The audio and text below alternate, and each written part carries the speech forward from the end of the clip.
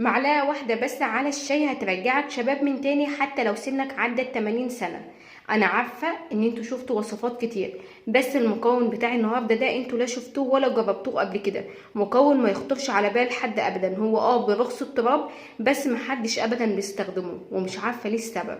تعالوا النهاردة اقول لكم على مكون فعلا يرجعكم للحياة من تاني.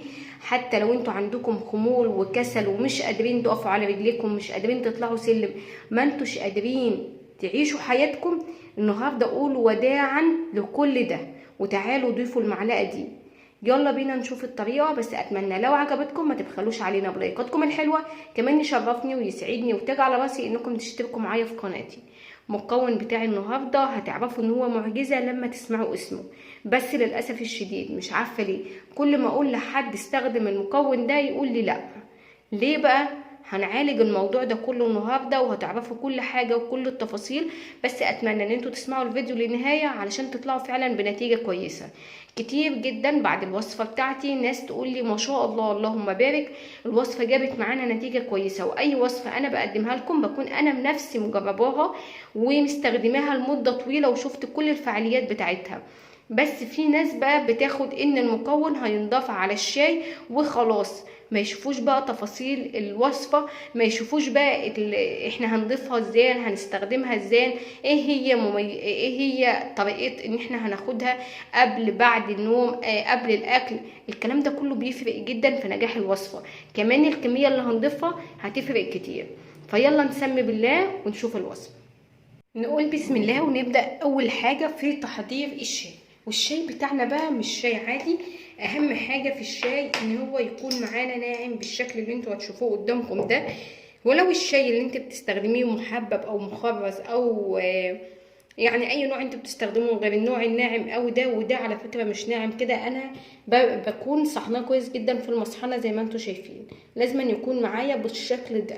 وببدا ان انا انزل بيه كده في الكوبايه، ولازم تكون معلقه كبيره. انا عارفه ان في ناس كتير هتستكتر الكميه، بس صدقوني لازم تكون ان الطريقه كده عشان فعلا ناخد نتيجه ممتازه. وطبعا مش بستخدم اي تحليه تماما، انا بستخدم الشاي وبس. معايا هنا بقى الميه تكون مغليه كويس جدا، والخطوه دي مهمه قوي وما ينفعش ابدا ان احنا نستخدم الشاي يكون مغلي. بعد ما غليت الميه كويس ببدا انزل عليها بالشاي، وندي للشاي بتاعنا تقليبه بالشكل ده. تمام قوي كده. في الوقت ده بقى انا مجهزه على طول يكون طبق جنبي عشان اغطي الشاي مباشره. بنغطي الشاي ونسيب الشاي متغطي كده لمدة دقيقة كاملة، ولازم نسيبه لمدة دقيقة. ليه؟ لان الشاي بيكون فيه زيوت متطايرة، والزيوت دي بيكون لها عامل كبير جدا في نجاح الوصفة بتاعتنا. طيب انا وليفترض ان انا ما عملتش الخطوة دي، طبعا بتنجح معايا الوصفة ولكن مش بنفس الشكل ومش بنفس الكمية. تمام قوي كده. بعد ما سبت الغطا كده زي ما انتم شايفين بيكون فيه زيوت متطايرة بالشكل ده، ببدأ ان انا انزلها لو نقطة واحدة، ما تستهتروش بيها. تمام كده. يلا بينا بقى نشوف المكون اللي احنا هنضيفه اللي فعلا هيكون معجزة. بكده كان الشاي بتاعنا خلاص كده بقى جاهز معانا. يلا بينا نشوف الاضافة بتاعتنا والمكون بتاعنا، وهو معلقة واحدة صغيرة من معالق الشاي من الجنزبيل او الزنجبيل زي ما الناس بتقول عليه. وعاوزه اقول لكم ان انا بستخدم البودر. كل اللي علينا بس ان احنا ننقي عطار يكون امين علشان ما يكونش الجنزبيل ده مخزون لمده طويله. باخد منه معلقه كده تكون مليانه بالشكل ده، وبعدين بنبدا ان احنا نضيفها على الشاي. عاوزه اقول لكم ان هو يعني فوائده كتيرة فوق مما أي حد يتخيل. واكتبوا بس، اكتبوا جنزبيل، اكتبوا الفوائد بتاعته.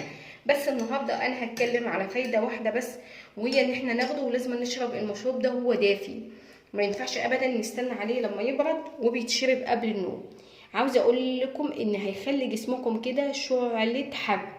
الناس اللي عندها حرق بطيء، الناس اللي بتعاني من سمنة كتيرة عدت 190 سنة وييجوا يدوروا على عمليات التكميم، يلاقوا ان مضاعفتها كتير، وان مفيش حد عمل تكميم وعاش مرتاح. يرجعوا تاني مش قادرين يخسوا، يروحوا عند دكاترة الرجيم يحبطوا بزيادة. طيب انا مش عاوزة منكم لا دكاترة الرجيم ولا عملية تكميم، انا عاوزاكم تجربوا الوصفة دي وتضيفوا المكون ده على الشاي قبل النوم وشوفوا النتيجة هتكون معاكم عاملة ازاي. كل اللي عليكم ان انتوا تشربوا مية على قد ما تقدروا، اشربوا 5 6 7 8 لتر في اليوم. احنا دلوقتي في الصيف ودي حاجة يعني فرصة لنا كلنا ان احنا نشرب كمية مية كتير وناخد نتيجة تكون ممتازة. بس اهم حاجة بقى والاهم من ده كله ان احنا ما نشربش مية متلجة ونقول بس احنا عاوزين نخس. المية المتلجة بتنزل تكتل الدهون في البطن وتخلي الدهون دي عايشة في محيط يخليها يساعدها ان هي الدهون بنتخلص منها ازاي؟ عن طريق الحرق. يعني الجسم صهدان، الجسم درجة حرارته عالية، طول ما احنا بنبرد جسمنا وبنبرد منطقة البطن بالتحديد بالمية المتلجة فاحنا اكيد مش هنخس. فلازم نشرب مية تكون باردة جدا، وكمان نواظب على المشروب ده اللي هو معلقة من الجنزبيل على الشاي قبل النوم. هتشوفوا نتيجة ولا كنتوا تحلموا بيها.